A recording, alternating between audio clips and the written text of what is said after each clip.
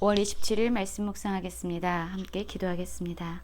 하나님, 우리가 상황의 소리보다 사람의 소리보다 하나님의 음성에 더 크게 귀 기울이게 하시고 어떠한 상황에서도 하나님의 때와 하나님의 방법을 기다릴 수 있는 참된 믿음을 갖게 하여 주시옵소서. 예수님 이름으로 기도했습니다. 아멘. 오늘의 말씀은 사무엘상 13장 1절부터 23절까지의 말씀입니다. 말씀을 함께 살펴보시기 전에 개인적으로 말씀을 꼭 읽으시고 묵상하는 시간 가지시기 바랍니다. 13장 1절입니다. 사울이 왕이 될 때에 40세라 그가 이스라엘을 다스린 지 2년에 이스라엘 사람 3,000명을 택하여 그 중에 2,000명은 자기와 함께 믹마스에 베델산에 있게 하고 1,000명은 요나단과 함께 베냐민 기브아에 있게 하고 남은 백성은 각기 장막으로 보내니라 라는 말씀으로 시작하고 있습니다. 이제 사울은요 이스라엘의 왕이 되었습니다. 그리고 이스라엘을 다스리게 되었죠. 그가 왕이 될 때가 40세였고요. 이스라엘을 다스린 지 2년이 지난 때였습니다. 이스라엘 백성 3,000명은요. 지금 사울과 또한 그의 아들 요나단과 함께 있습니다. 그런데 그때에 요나단이 게바에 있는 블레셋 사람의 수비대를 쳤다라는 소식이 들려왔습니다. 이 소식은요 이스라엘 백성에게뿐만 아니라 블레셋 사람들에게도 들렸습니다. 블레셋 사람들은 자신의 수비대를 친 이 이스라엘 백성에게 화가 났겠죠. 이제 이스라엘 백성들은요 블레셋 사람들이 전쟁을 걸어올 것이다 라는 것을 생각하게 되는 것은 당연한 것이었습니다. 그때 사울은 이제 온 땅에 나팔을 불게 됩니다. 이 나팔은요 모든 이스라엘 백성들이 이제 블레셋 사람들과의 전쟁을 준비하기 위해서 모이라는 그런 전갈이었습니다.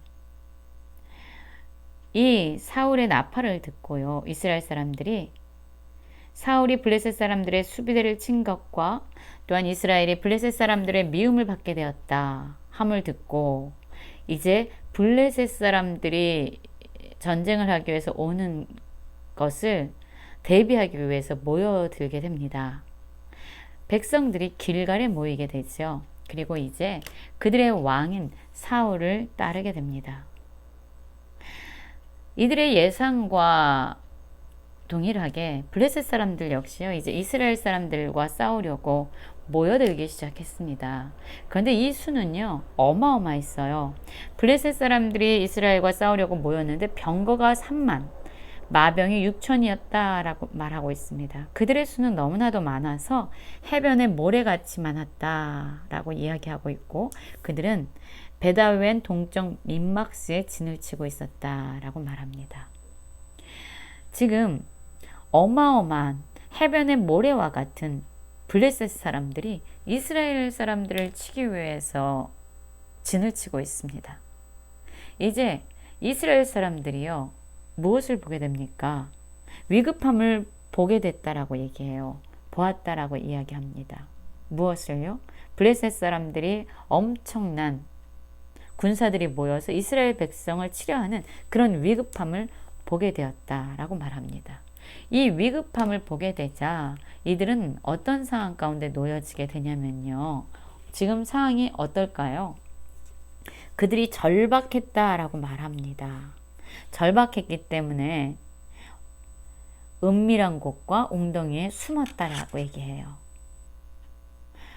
그리고 어떤 히브리 사람들은 요단을 건너가서 각과 길르앗 땅으로 갔다라고 이야기합니다. 여러분 그들이 왕으로 섬기는 이 사울은요 아직 길갈에 있었습니다.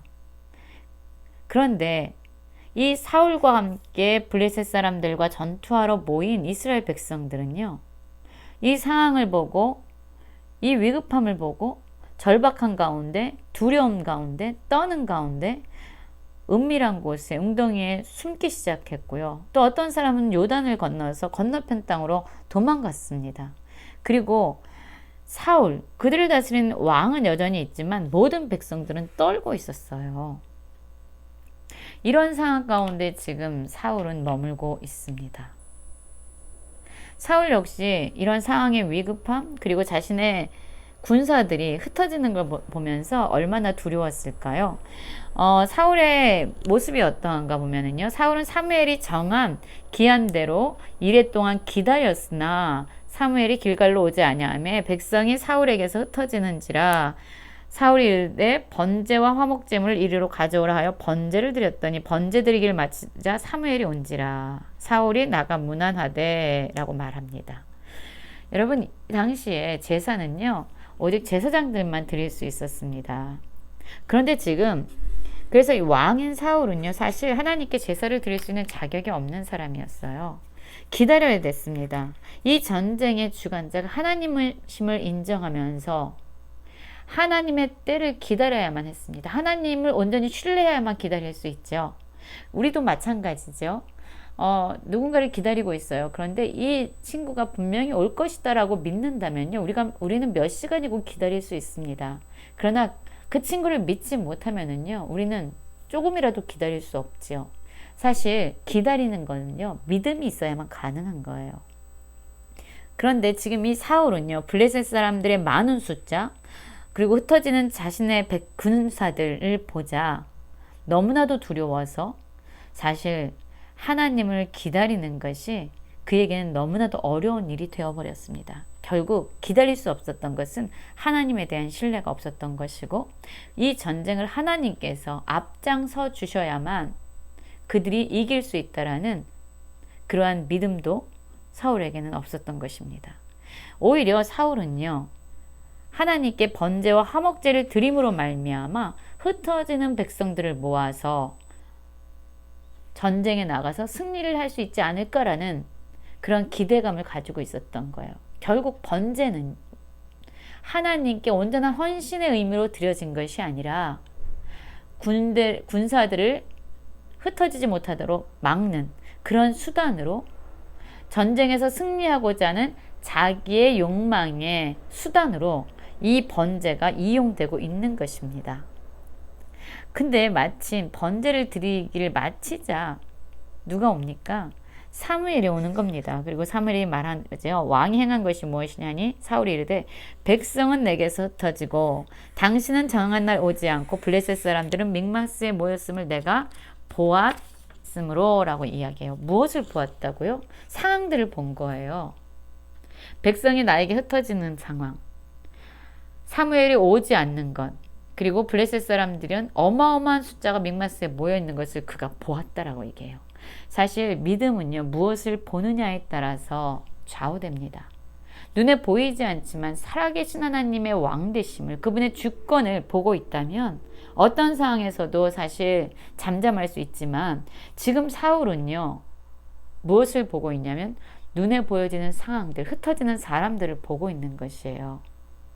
그러자 두려움이 임했고요. 그리고 그는 부득이하게 번제를 드렸다라고 변명하고 있습니다. 그렇습니다. 우리도 삶을 살아가다 보면은요, 정말로 마땅히 하나님 앞에서 해야 되는데도 하지 못하면서 여러 가지 변명을 말할 때가 있어요. 자기를 합리화할 때가 있습니다. 그러나 여러분, 우리가 아무리 변명하고 합리화한다 할지라도요, 하나님은 그것을 용납하시지 않습니다. 우리의 많은 변명과 합리화는요, 상황과 그런 사람들의 모습을 보고 또한 그 소리를 하나님의 소리보다 눈에 보이지 않지만 살아 역사하신 하나님보다 더 크게 보았고 더 크게 들었기 때문입니다. 그러자 사무엘은 사울에게 얘기하죠. 왕이 망령되이 행하였도다. 그렇습니다. 우리 역시 그렇습니다. 우리가 하나님의 말씀에 순종하지 아니하고 많은 변명과 많은 합리화를 들이대면서 이럴 수밖에 없었어요 라고 이야기할지라도 하나님은 우리에게 어쩔 수 없었구나 라고 말씀하시는 것이 아니라 망령되이 행하였도다 라고 말씀하신다는 거죠. 그 이유는 왕이 하나님 여호와께서 왕에게 내리신 명령을 지키지 아니하였도다. 그가 불순종했다는 것입니다. 하나님의 때를 기다리지 못하고 자신의 방법대로 자기의 소견에 옳은 대로 행하였다는 것이죠. 사울의 진정한 왕은 하나님이셨습니다. 이스라엘을 다스리는 분은 하나님이셨어요. 그런데 진정한 왕이신 하나님을 사울은 무시한 것입니다.